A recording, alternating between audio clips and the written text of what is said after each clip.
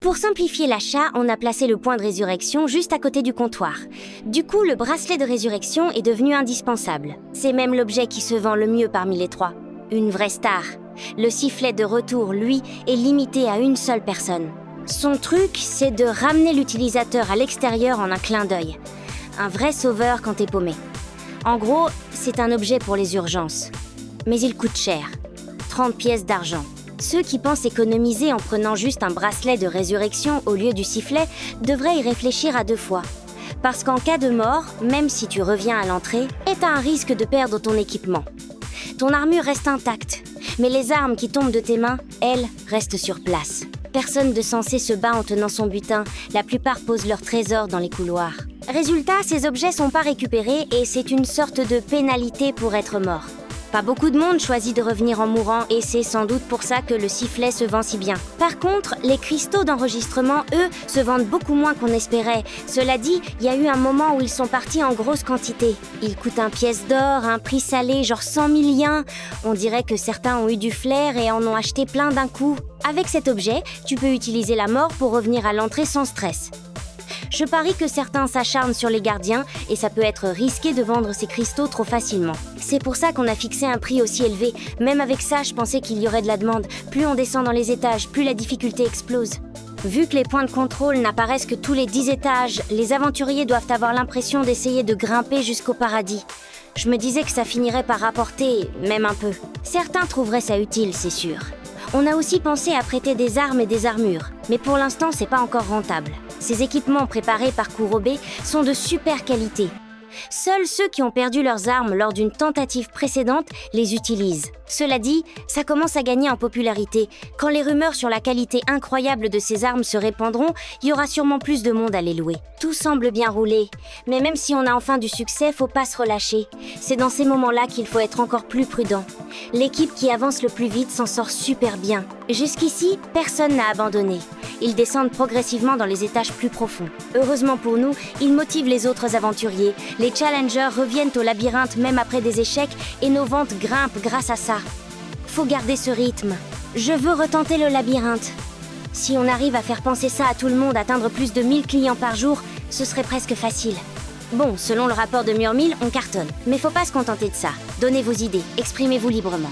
Pour secouer tout le monde, j'ai donné le coup d'envoi. Ramiris a réagi la première. J'ai un truc à dire. Alors, Ramiris, à toi la parole. C'est à propos de la communication spirituelle des maîtres des esprits. C'est un point aveugle pour nous. Ils peuvent glaner des infos via les esprits. Mais je peux interférer avec ça. Alors on fait quoi? Interférer, hein? J'avais bien envie de leur mettre des bâtons dans les roues, mais ça semblait un peu mesquin. Nos clients utilisent des méthodes tout à fait valides pour avancer. Si on se met à jouer des tours tordus pour les bloquer, ça serait injuste. C'est pas une guerre ni un concours. T'es sûr que les esprits sont pas forcés à obéir? Non, pas du tout. S'ils ont une relation aussi solide avec les esprits, c'est la preuve que les esprits les apprécient. Si c'est comme ça, alors on devrait pas interférer. J'aime pas cette idée. Ouais, je m'en doutais à moitié que Limul dirait ça. Ramiris a lâché l'affaire directe. Elle a proposé l'idée, mais on dirait qu'elle voulait pas vraiment le faire non plus. C'est clair, mentir, c'est pas bien. Mais Ramiris, et si tu crées une zone sans aucun esprit? Leur communication spirituelle, c'est pour parler aux esprits locaux, non? S'il n'y a pas d'esprit, ça sert à rien, non? Cette réponse surprenante venait de Veldora. Lui qui est souvent à côté de la plaque, il a sorti un truc malin pour une fois. Limul, c'est quoi cette tête surprise? Hein? Non, je suis juste super impressionnée. Comme attendu de Veldora, ton idée est top. J'ai un peu paniqué en lui répondant. Veldora s'est tout de suite mis de bonne humeur. Ouais, ma sagesse sert enfin à quelque chose, ha ha ha. Il s'est laissé avoir en 2 secondes. Bon alors, Ramiris, ça donne quoi? Aucun souci. Je peux demander aux esprits de changer de coin. Sans esprit doté de volonté, les maîtres des esprits ne pourront pas activer leur communication spirituelle. On dirait qu'il n'y a pas de problème. Grâce à Veldora, on a une solution contre les maîtres des esprits. Alors, je compte sur toi. C'est génial d'échanger des idées comme ça. T'as raison, c'est ma sagesse. Ouais, au suivant. Quelqu'un d'autre a une suggestion? Veldora peut pas continuer à frimer comme ça. C'est Masayuki qui a levé la main, encore lui. C'est pas un peu bizarre qu'on récupère rien en battant les monstres? Dans les jeux vidéo, les monstres lâchent des objets à leur mort. Ça semble courant, mais en vrai, ça fait bizarre. Je trouvais ça suffisant de pouvoir récupérer des matériaux ou des cristaux magiques sur les monstres vaincus. C'est vraiment nécessaire? A demandé Veldora. La réponse de Masayuki était toute simple. Bah, pas vraiment. C'est juste que les potions de soins coûtent super cher. Les aventuriers de haut rang ont peut-être les moyens de les utiliser, mais la plupart des gens normaux hésitent. Ils préfèrent fuir. Certains se disent que, vu qu'on peut ressusciter sans une égratignure dans le labyrinthe, autant encaisser plus de défaites que dépenser du fric pour des potions. Du coup, on pourrait faire en sorte que les monstres lâchent des potions de soins basiques pour que tout le monde y ait accès, mais c'est juste mon avis. Il marquait un point. Les potions de soins faisaient partie des produits qu'on poussait dans notre nation. Les gens commençaient à voir leur utilité. Mais elles s'étaient pas données.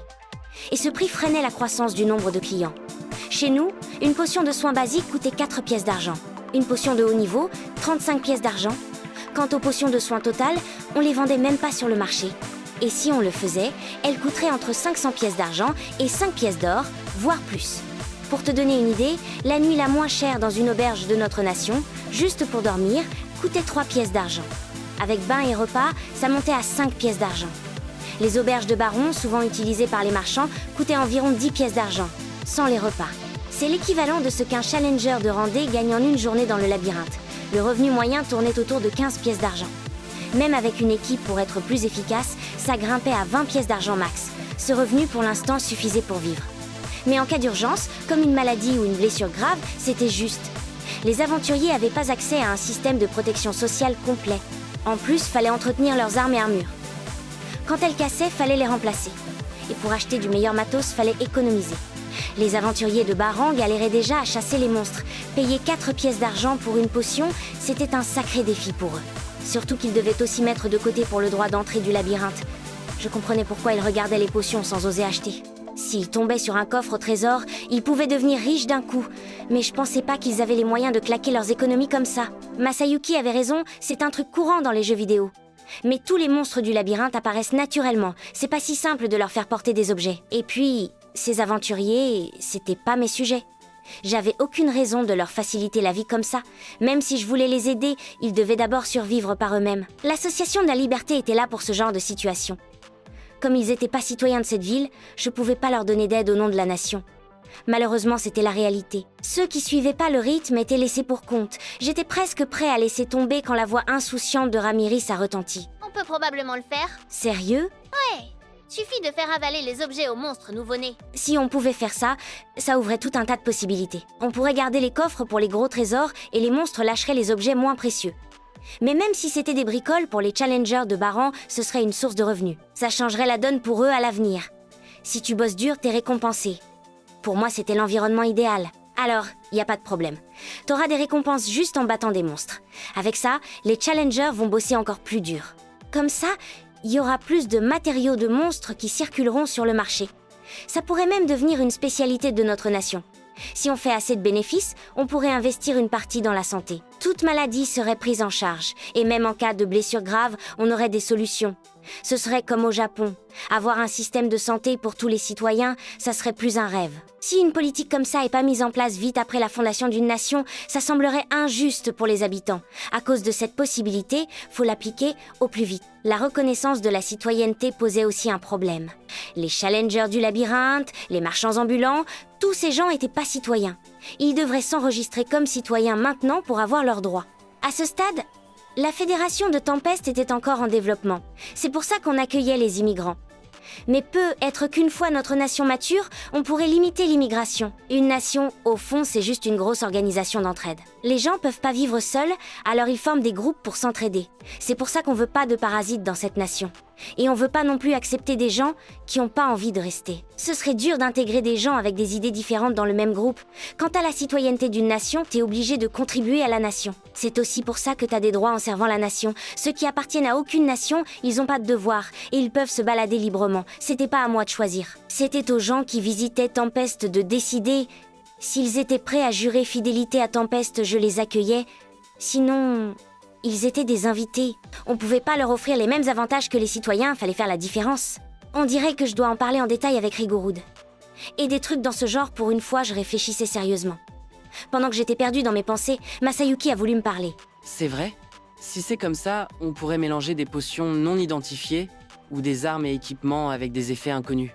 On devrait pas faire ça pour que les gens puissent pas savoir quels objets sont vraiment précieux. Ouais, on était en pleine réunion. J'ai vite réfléchi aux paroles de Masayuki. Je vois. Je pige ce qu'il veut dire. Tu veux dire qu'il pourrait pas utiliser les objets sans les faire évaluer au comptoir? Exact. Cela dit, la plupart des gens boiraient pas une potion non identifiée de toute façon. Peut-être que certains le feraient. On pourrait mélanger du poison. Ça peut servir de piège. Ça rappellerait aux gens de faire évaluer. Faut mettre ça en place. Les équipements maudits pourraient être un défi intéressant, mais les armes magiques aussi. Les gens penseraient que c'est de la camelote au début, mais leur vraie qualité se révélerait qu'après évaluation. C'est génial. Tu peux même pas jeter les trucs nuls. Faut sortir du labyrinthe pour faire évaluer. J'ai commencé à discuter de toutes ces idées de jeux vidéo avec Masayuki. Étonnamment, une idée qu'on pouvait appliquer prenait forme. On a commencé à s'emballer. En entendant notre conversation, Ramiris et Veldora avaient aussi l'air excités. Si vous voulez cacher leur vraie forme, vous pouvez utiliser ma magie d'illusion. Ha ha ha! J'ai hâte de voir les têtes perdues et embrouiller des challengers. On va bien s'amuser à l'avenir. Ces deux-là étaient hyper motivés aussi. Les objets pourris vont prendre de la place précieuse, donc faudra retourner en ville pour les vendre. J'ai l'impression que les ventes du sifflet de retour vont décoller. Murmil a partagé cet avis pratique. En entendant ces mots, ouais, c'était logique. Ça embêterait sûrement les gens s'ils devaient jeter des armes ou armures non identifiées.